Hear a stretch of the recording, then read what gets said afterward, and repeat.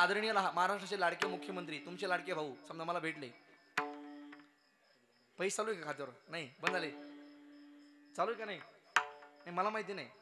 ते आमच्या मंडळीचं ते काय ते झालं नाही, ते ऑनलाईन केलं नाही मी. आणि आमच्या ते आईला थोडा दुसरा पगार चालू होता, त्यामुळे आमच्या आईचं झालं नाही. ते घरात आमचे पैसे येत नाही. आणि ती गाडी ते होती ना, 4 व्हीलर गाडी आहे भाऊ घरात, मग ते येत नाही पैसे आमच्या घरात. मला माहिती नाही येतात का नाही. समजा आपले महाराष्ट्राचे लाडके भाऊ मला भेटले, येतात ना? बंद झाले, ठीक आहे, मग काय अडचण नाही. समजा मला भेटले ते म्हणतील खंडाकडे महाराज काय पाहिजे मागून घ्या.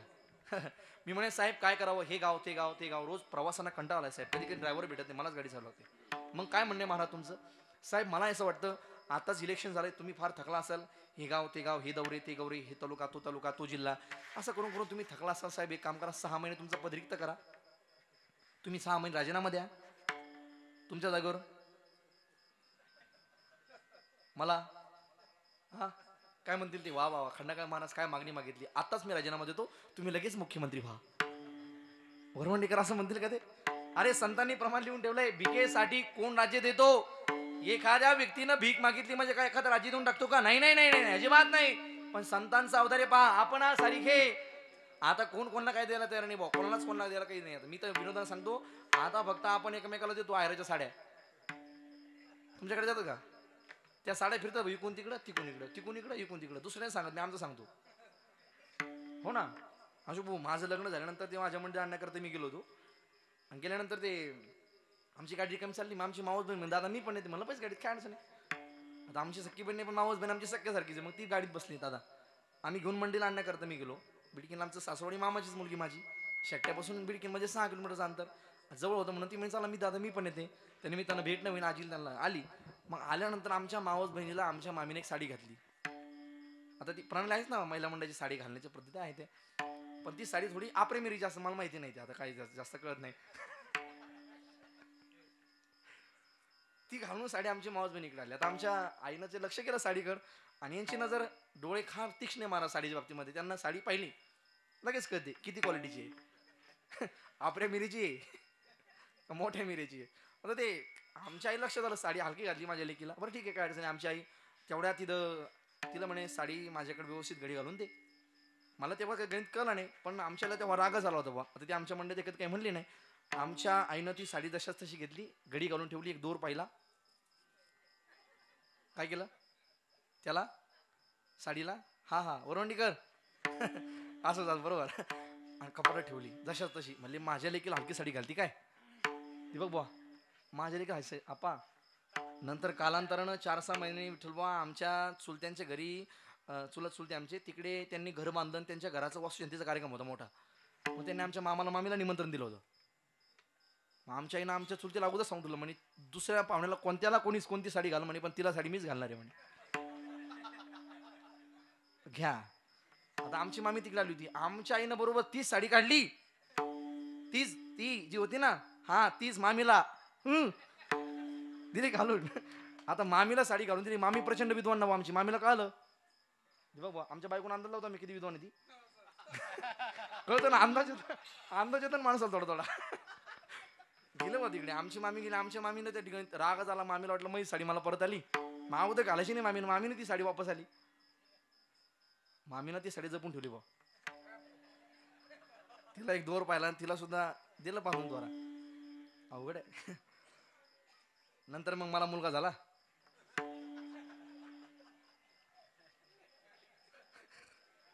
आमच्या आई आमच्या चुलत्या 2-4 जण गेला तिकडे पोरगा व्हायला. आमच्या चुलत्याला काक्याला चांगल्या साड्या भेटल्या, आमच्या आईला तीच भेटली. गणेश भाऊ तीच साडी, हा ती झाली अशोक काका अशोक भाऊ तीच साडी. आता ती साडी सध्या आमच्या घरी, बघू पुढचा कार्यक्रम कोणता येतो ते आहे का नाही. ते पुढच्या कार्यक्रमाचा वेट करावं लागेल ना, वेट अँड वॉच, वेळ बघा आणि बघत राहा पुढचा कार्यक्रम कोणता बघू. मला वाटतं तुम्ही विरोधाने घेतला असेल माझं बोलणं, सर असू द्या काय अडचण नाही. पण मला सांगायचं काय, जगामध्ये आज कोणी कोणाला काही द्यायला तयार नाही. संतांचा अवतार किती मोठं असेल हो. एखाद्या व्यक्तीला आपण काही भीक मागितली म्हणजे समोरचा व्यक्ती भीक देत नाही. अरे भिकेसाठी कोण राज्य देतो अनिकेत दादा, कोणी कोणाला काय देत नाही. पण या जगाच्या तुलनेमध्ये संतांचा औदार्य, संतांनी सांगितलं आपणासारखी करीत येतात काळ. या जगातला देव आम्हाला त्या ठिकाणी दाखवला, जगातला मंदिरातला देवाचं दृश्य आम्हाला कळून दिलं. जगात विश्वात देव आहे, विश्वात मंदिरात त्या ठिकाणी जो मंदिरात वसलेला देव आहे तो या जगाचं पालन पोषण तो करणारा आहे. ही ओळख संतांनी आम्हाला करून दिली. आणि रूपाबळी करुणी खळे हरिदासी, संतांनी देवाला त्या ठिकाणी जागृत केलं. खरं म्हणजे ही संतांची उपकारच आहे. आणि त्या देवालाही आवडणारी मीमांसा या समाजापुढे संत ठेवतायत. परमार्थ करतोय ना आपण, देवाची भक्ती करतो ना आपण, मग देवाला नेमकं आवडतंय काय, तुम्ही असा विचार करा. कारण परमात्म्याच्या संबंधानं दोन विचार आहे, एक अंतरंगी साधना आणि एक बहिरंगी साधना आहे. जी साधना आम्हाला बाहेरून जगाला दाखवण्याकरता कामी येते तिला बहिरंग म्हणता येईल. जगाला दाखवण्याकरता आम्ही जे करतो त्याला बहिरंग म्हणता येईल. पण अंतरंगातली साधना, अंतरंग जगाला दिसत नाही पण ते अंतरंग पाहणारा परमात्मा आहे. म्हणून बहिरंगाने तुम्ही किती चांगले आहात ही परमात्मा कधी पाहत नाही. तुम्ही अंतरंगाने किती स्वच्छ आहात हे देव पाहतो. तुम्ही बाहेरून किती नटलेला आहात हे देव कधी पाहत नाही. पण तुम्ही अंतर्मनाने किती नटलेला आहात हे देव पाहतोय. तुम्ही बाहेरून किती चांगले कपडे घातले हे देव कधी पाहत नाही. पण तुम्ही अंतकरण किती स्वच्छ केलंय आणि मनातले विकार किती बाहेर काढलेत ही मात्र देव निश्चित पाहतोय. म्हणून परमात्म्याला बाहेरचं चालत नाही, परमात्म्याला अंतकरणातली भावना समर्पित करावी लागते. आणि परमात्मा अंतकरणातलीच गोडी पाहतो. अभंगाच्या पहिल्या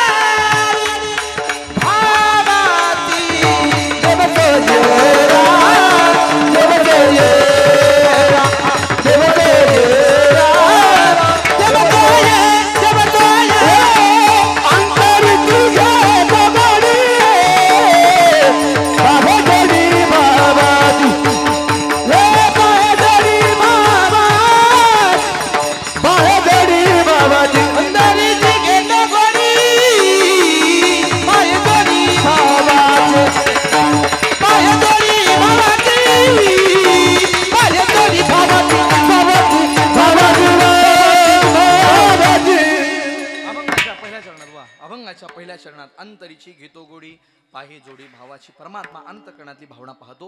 परमात्मा अंतकरणातलं प्रेम पाहतोय. म्हणून तर परमात्मा अंतकरणातल्या प्रेमाच्या जोरावरती गोपिकांसोबत परमात्मा रास करतो, परमात्मा नृत्य करतो. ह्या गोपिका म्हणजे सुद्धा सामान्य नाही. या गोपिका प्रभू रामाच्या अवतारातल्या हजारो वर्ष साधना करणाऱ्या तपस्वी साधू आहेत. खरं म्हणजे तुम्ही रामकथा अनेक जण ऐकलेले आहात. इथं कथा चालू आहे का? रामकथा चालू आहे म्हणजे तुम्ही ऐकलेलेच आहे. रामकथे ज्यावेळेस अहिल्याला त्या ठिकाणी शिळेला पाय लागला परमात्म्याचा, बरोबर आहे ना? तुम्ही ऐकलं सगळ्यांनी माहिती? दगडाला पाय लागला, बरोबर आहे ना? कुणाचा? आता गेलं सगळं पाण्यात गेलं. तर काहीच बोला ना, मला अवघड झालं आता नेमकं. अहो काहीच अवघड नाही विचारित नाही मी. काय ब्रह्मन माया थोडी विचारतो तुम्हाला, मी सोपं विचारतोय ना. दगडाला पाय लागला कोणाचा? देवाचा. कोणाला लागला? दगडाला. आणि त्या दगडातून मनुष्य होती शिळा झाली. तिचं नाव अहिल्या. परमात्म्यानं अहिल्याचा उद्धार केला. आपण म्हणतो तिथे हजारो साधू होते परवंडीकर. त्या हजारो साधूंना बातमी कळली बरं का दामोदर भाऊ. बातमी कळली म्हणले अरे असा एक महापुरुष आपल्या भागात आलाय. म्हणले दगडाला पाय लावतो बाई तयार होते. काय काय काय? दगडाला पाय लावतो आणि बाई तयार होते. त्यांनी दगड उचलले त्या साधूनी. त्यांना काय भेटत नव्हत्या का काय माहित नाही बहुतेक, पण त्यांनी उचललं दगड त्यांना. आता वेळ आली का नाही दादा? आता बऱ्याच आपल्या देशातल्या महाराष्ट्रातल्या तरुणावर अशी गत आली. आता त्यांना संन्यास घ्यायची पाळी येणार आहे. आपलं जर आपण व्यवहार चांगला ठेवला नाही तरुणांनो तर अवघड कंडिशन. यांना जेवढा भाव आला ना तेवढा भाव कशालाच नाही सध्या. एखादा म्हणला ना बाप पोरगी आपण तिथे देऊ, ह्या म्हणतात तिथं नाही द्यायची. माझी पोरगी त्या पहिल्या दिलीची. आता पहिल्या दिलीची म्हणजे त्या बरोबरच काटा काढते. त्या ते सध्या आपल्या बशी बाद राहिली नाही, यांच्याकडे भावाला सगळा तो. म्हणून आपण थोडा आपला व्यवहार चांगला ठेवा, पोरी भेटणार आहे विषय नाही. पण मला वाटतं सध्या अशी वेळ येते आता की 100 मुली मागे त्या ठिकाणी 120 130 मुलं आणखी, म्हणजे 30ची आणखी अडचणच आहे. 100 मुलामागं 75 80 मुली आहेत, म्हणजे 20 25 राहिलेत ना तसे. म्हणून आपण थोडासा विचार करून त्या ठिकाणी आपलं जीवन चरित्र ठेवावं. जर आपला पाय घसरत असेल, आपला व्यवहार बदलत असेल, तर मग आपल्याला त्या ठिकाणी हानी व्हायला वेळ लागत नाही. म्हणून आज आम्हाला त्याची गरजच आहे. साधूनी दगड उचलले बरं का आप्पा, दगड उचलले साधूनी. कशा करता माहितीये? या दगडाला देव पाय लावील आणि आम्हाला बायका भेटतील. मग जसा जसा लागण वरवंडी करत तसा तसा दगड उचलला. ज्याला मोठी बायको त्यानं मोठा दगड उचलला. दीपक दादा, ज्याला छोटी पाहिजे त्यांना छोटा दगड उचलला विठ्ठल बाबा, बरं का. छोटी बायको तर छोटा दगड उचलला, मोठी पाहिजे तर मोठा दगड उचलला. गेले देवाकडे घेऊन. प्रभू रामांचं स्वरूप पाहिलं. देवाला म्हणणार होते, देवा या दगडाला पाय लावा आणि आम्हाला बायका द्या, असं म्हणण्याकरता गेले होते. पण त्या देवासमोर गेले आणि देवाचं रूप पाहिलं. रूप सावणी सुकुमार, रूप सावणी सुकुमार. परमात्माचं स्वरूप किती गोड आहे. राजस सुकुमार मदनाचा पुतळा रवी शशिकणा, हे लोपनिया लोपनिया कस्तुरी मळवट चंदनाची परमात्मा तुझे निधे कोटी चंद्र प्रकाश, कमल नयन हसे बदर हसे, कमल नयन हसे बदर हसे. तुझे निधे कोटी चंद्र प्रकाश, कमल नयन हसे बदर हसे, कमल नयन हसे बदर हसे. तुझी निधळी कोटी चंद्र प्रकाशे, कमल नयन हास्य वदन हासे, कमल नयन हास्य वदन हासे. परमात्म्याचं स्वरूप कोटी सूर्याच्या तेजाप्रमाणे ते परमात्म्याचं रूप आहे. भागवताने वर्णन केलं किती सुंदर दिसतो परमात्मा. बरहा पीडम नटवर वपुः कर्णयोः कर्णिकारम, बिभ्रद्वास कनक कपिशम वैजयंतीं च मालाम, रंध्राण वेणुं मृधन सुदयाः पूरयन् गोपरुंदेर, वृंदारण्यम सुपदरमणम प्राविशत गीत कीर्तिः. इतकं सुंदर देवाचं स्वरूप पाहिलं. देवाला म्हणणार होते, देवा दगडाला पाय लावा आणि आम्हाला बायका द्या. देवाचं स्वरूप पाहिलं, भुलल्या गेले आणि देवाला म्हणे, देवा आम्हाला बायका करून घ्या. देवाने सांगितलं, एक बाणी एक पत्नी आणि एक वचनी ही मर्यादा अवतारे म्हणले. या जन्मात शक्य नाही, पुढच्या जन्मात शक्य करतो. म्हणून 1000 वर्ष तपश्चर्या करणारे हे सगळे साधू, त्यांच्या दाढ्या त्या ठिकाणी जमीन टेकल्या असे साधू, त्या साधूंच्या भावनेचा विचार देवानी पुढच्या जन्मात तरी केला आणि त्याच गोपिकेच्या रूपाने तिथे वृंदावनात आल्या आणि परमात्मा हा कृष्ण रूपाने प्रभुरामांचा अवतार पुढचा झाला. मला वाटतं परमात्मा भावनेला भुलल्या गेलाय, म्हणून तर परमात्मा त्या ठिकाणी गोपिकांसोबत नृत्य करतोय ना, परमात्मा नाचतोय ना. भावना असेल तर परमात्मा काही करतो. मी सुरुवातीला बोलून गेलोय, परमात्मा कामं करतो. अरे नुसती कामं नाही, नीच कामं करतो. परमात्मा दूध पितो, परमात्मा हाताने खातो. हे सगळं होतंय कशाच्या जोरावर? फक्त आणि फक्त भावनेच्या जोरावर. तुम्ही रोज हरिपाठ गाताय माता मौल्यांनो. फक्त महत्वाचं प्रमाण एक सांगतो तुम्हाला, भाव बळे आकडे एरवी. शब्द फोड करा. तुमचा हरिपाठ पाठ आहे ना? कितवा अभंग आहे हा? कितवा? चौथाच ना? हा चौथा. भाव बळे आकडे एरवी नाकळे करतळी आवळे तैसा हरी पर्याचा रवा घेता भूमीवरी यत्न परोपरी. हा, त्याचं पहिलं चरण कसं आहे? भाव बळे आकळे. भाव बळाच्या भावाच्या बळावरती तो परमात्मा आकळतो. भाव बळे आकळे एरवी एरवी ना आकळे. एरवी मात्र तो ना आकडे. एरवी तो आकळला जात नाही, तर आकळतो कशाने? तर भावनेच्या जोरावर तो आकळतो. म्हणून परमार्थ करत असताना फक्त अंतःकरणातली भावना महत्वाची आहे. परमार्थ करत असताना देवावरचा विश्वास महत्वाचा आहे. आमच्या मनात जर असेल तर जगात देऊ नये, आम्ही जर लोक परमार्थ करतात म्हणून परमार्थ करत असूया तर किंमत नाही. आणि आजही आमच्या सनातन धर्मामध्ये 10% वर्ग असाचे महाराज दीपक भाऊ, असाच वर्ग आहे 10%, ज्यांना देव आजही मान्य नाहीये. पण हे बाकीचे लोक परमार्थ करतायत, बाकीचे लोक देवदेव करतायत, म्हणून आपण देवदेव केला पाहिजे का? तर बाकीचे 90% लोक आपल्याला वेड्यात काढतील, म्हणून ते 10% लोक परमार्थ करतायत. वास्तविक त्यांची भावना नाही. मी एक वाक्य बोलतो, देवावरती जर अविश्वास असेल आणि किती परमार्थ केला तर परमार्थ कामाचा नाही. आमच्या मनातली भावना महत्वाची आहे. देव नाही देव नाही म्हणून फायदा नाही. एक जणांनी 10 मिनिटं लेक्चर दिलं, शाळेमध्ये भाषण दिलं, देव नाही देव नाही देव नाही देव नाही. स्टेजच्या खाली आलं एक जण म्हणे, काय भारी बोलता तुम्ही? ती म्हणते देवाची कृपा. आता येड्यापण नाही का पक्का 10 मिनिटं देऊ नये भाषण सांगतो आणि खाली येऊन म्हणतो देवाची कृपा पक्का येण्याचा माल आहे. मला वाटतं देवावर आमची विश्वास त्या ठिकाणी महत्वाचा आहे. अंतकणातला परमात्मा भावना पाहतो म्हणून अंतरीशी घेतो गोडी पाहे जोडी भावाची. परमात्मा भावनेचा भोकेला आहे. तो परमात्मा जर आपण भावना दिली तर परमात्मा सोयरा सुद्धा होतो.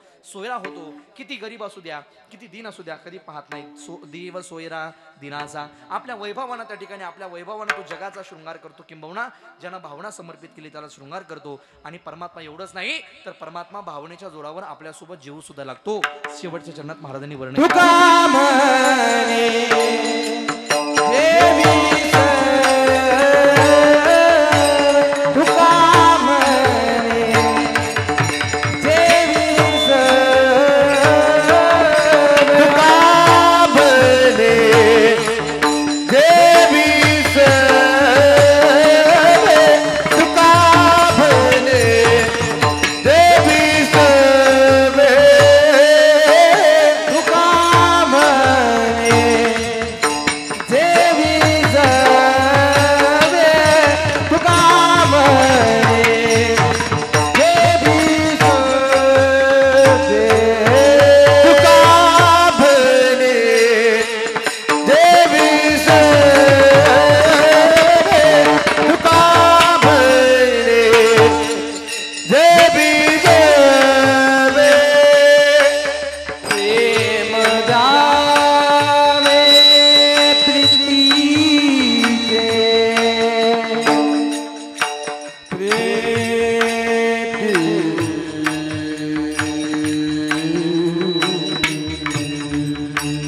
देव सोयरा देव सोयरा देव सोयरा देव सोयरा प्रेम द्यावे प्रीतीचे प्रेम द्यावे प्रीतीचे देव सोयरा देव सोयरा देव सोयरा देव सोयरा देव सोयरा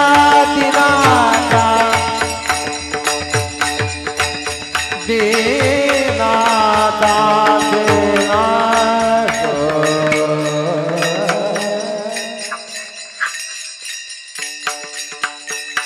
दिनाचा